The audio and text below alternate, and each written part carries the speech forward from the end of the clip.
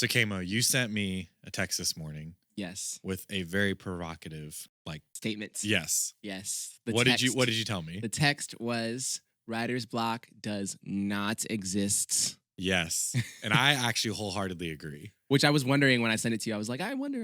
I have no idea what he thinks. But I know. I'm waiting for the topic that we throw out that we're opposite, Yes. hard. I mean, I feel like we've had some debate, but yeah. I feel like I agree, right? I don't think writer's block exists. Yeah.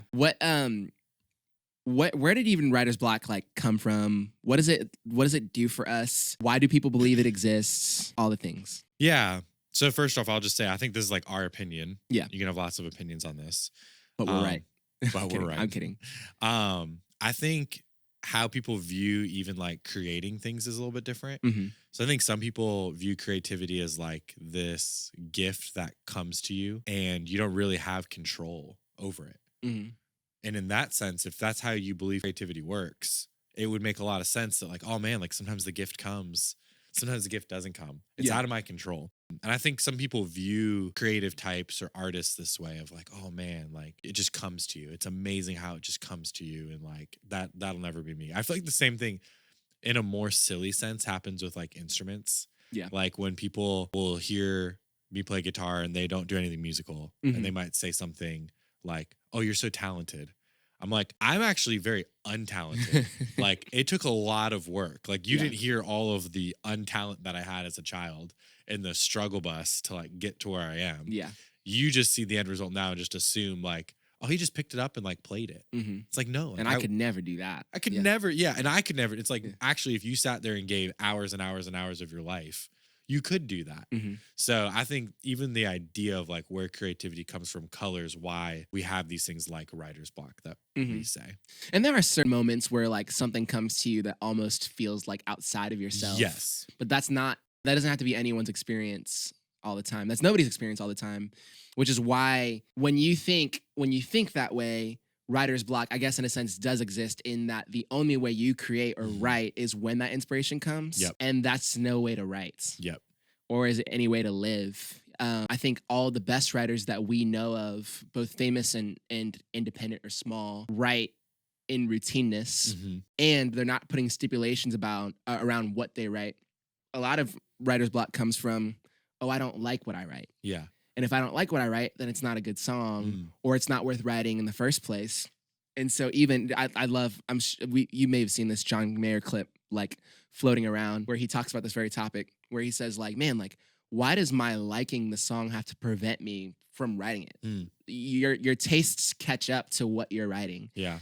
And maybe that's always true, but if you don't like what you're writing, that doesn't mean you stop writing. And it doesn't mean that you have writer's block. Yeah. It just means your tastes haven't caught up to what you're doing in the moment. Yeah, it's just all the ideas around creativity and writing. I mean, again, if you're a writer, you live and breathe writing. Mm-hmm. You practice writing. You're spending time writing. Yeah. And then when you're not actually writing, you're around other people talking about the topics. Yes. And I feel like people take that for granted that you're working out an idea or ideas over time with lots of people. Yeah. It's basically a giant collaborative process. Whether you actually had a co-write with people or not, you're it could be man, I have this idea about what it's like to be broken up with. And then you start talking to your friends about it and then they start sharing, they're light bulbs are going off in your head. Yeah. And to me, that's what creativity is. It's, you have information and you're rearranging that information in different ways. Yes. And the fact that that information is in a different way is what makes it creative. Yes. And so if I'm stuck and I don't feel like I have any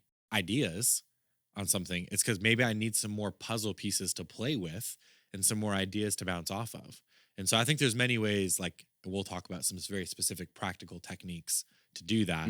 But to me, that's how creativity happens. And that's why if someone tells me they're not creative, I'm you are creative. Yes. You just have to sit down and put your mind towards something. You might need some information. You might not be creative when it comes to you're not going to sit down and write a song because you have no business doing that because you're not musical. Maybe you are, but maybe you're really creative. Like I've mentioned before, in the way that you organize things, or you're really creative in the way that you see people and you know how they'll fit on a team. Yeah. There's lots of ways to do it. For sure. What you just mentioned is, and this is something I've talked about before on other episodes, big fan of Rick Rubin anyone who's listened to almost any episode has heard me quote him.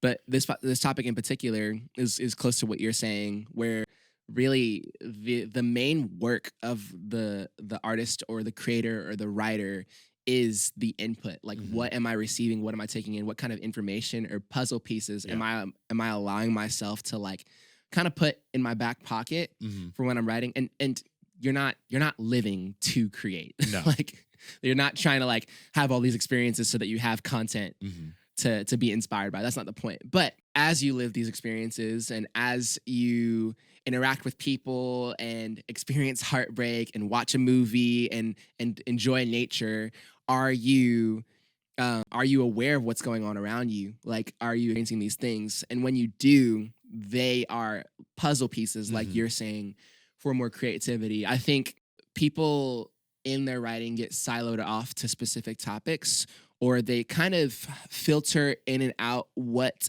kind of information they want to receive. You know about like how like Taylor Swift only writes love songs or something like that. Maybe. You feel like you're stuck in that spot. And that's a lot of people. And Taylor Swift happens to be really, really good at writing love songs all the time. Yeah.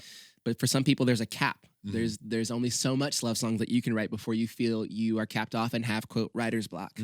So maybe try writing on another topic or writing about another person or writing about another thing. So